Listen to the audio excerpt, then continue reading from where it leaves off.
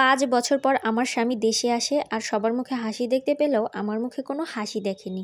তো আমাকে জিজ্ঞেস করলো আমার কি হয়েছে, মন খারাপ কিছু হয়েছে নাকি। আমি জবাব দিলাম কিছু হয়নি, আমার সব ঠিক আছে। তারপর আমার স্বামীকে বললাম ঠিক আছে তুমি রেস্ট করো, আমি কাজ করতে গেলাম। তারপর তার জন্য পানি আনার সময় আমি খুঁড়িয়ে খুঁড়িয়ে হাঁটছিলাম, সে দেখে ফেললো আর দেখে ফেলে বলল যে তোমার পায়ে কি হয়েছে, কোনো ব্যথা নাকি। আমি বললাম যে হ্যাঁ আমার পায়ে একটু ব্যথা পেয়েছি, এটা তেমন কিছু না, সেরে যাবে। তারপর আমার স্বামী বলল ঠিক আছে আমি এখন একটু ঘুমাই, তারপর বিকালবেলা আমরা দুজনে ঘুরতে যাব, ঠিক আছে। আর স্বামী বলল যে তোমার গহনা শাড়ি যা আছে, সুন্দর দেখে একটা শাড়ি পরবে আজকে লাল টুকটুকে, যা আছে সব কিছু তুমি পরে আমরা দুজন একসাথে ঘুরতে যাব।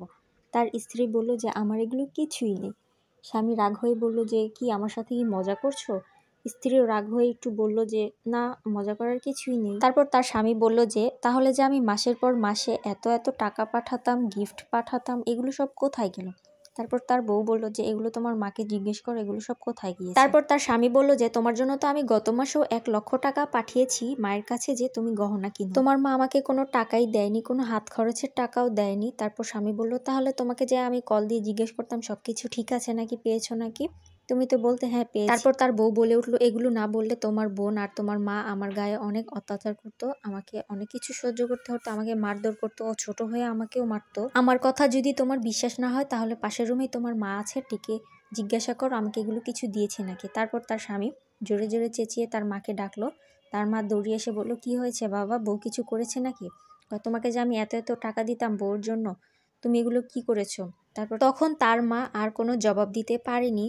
তারপর তার স্ত্রী একটু শক্ত হয়ে বলল যে আপনারা তো আমার সব কিছু নিয়ে গিয়েছিলেন, আমাকে আপনারা মারধর করতেন, এমনকি আপনার মেয়েও অনেক মারধর করতো আমাকে, আমার থেকে ছোট হয়েও সে আমাকে অনেক কটু কথা শোনাতো, এই সাহসগুলো আপনার থেকেই পেয়েছে।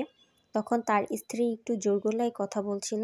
তারপর তার স্বামীকে বলল যে তুমি আমাকে জিজ্ঞেস করলে না আমি কেন খুঁড়িয়ে খুঁড়িয়ে হাঁটছি, কেন হাঁটছি জানো, তোমার মা আর তোমার বোন একদিন তরকারির পাতিল আমার পায়ে ফিক্কি মেরে ফেলে দিয়েছে, কারণ হচ্ছে তরকারি নাকি খেতে ভালো হয়নি, তার জন্য আমার পায়ে এরকম সমস্যা হয়েছে। আর উনি ওনাদের প্রতি অনেক বেশি রাগ হয়ে গিয়েছিল, এমনকি আমার ছোট ননদকেও মারতে উঠছিল, কিন্তু আমি সেটা আটকেছি।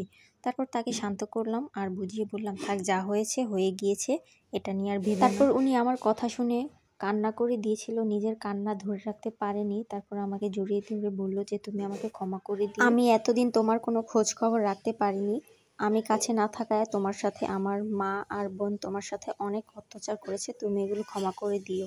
এটা বলে সে কান্নায় ভেঙে পড়লো। তার কান্না দেখে আমারও খুব কান্না পাচ্ছিল, আমিও কান্না করে দিলাম। তারপর বললাম যে তুমি আমাকে ছেড়ে আর কখনো বিদেশে যেও না।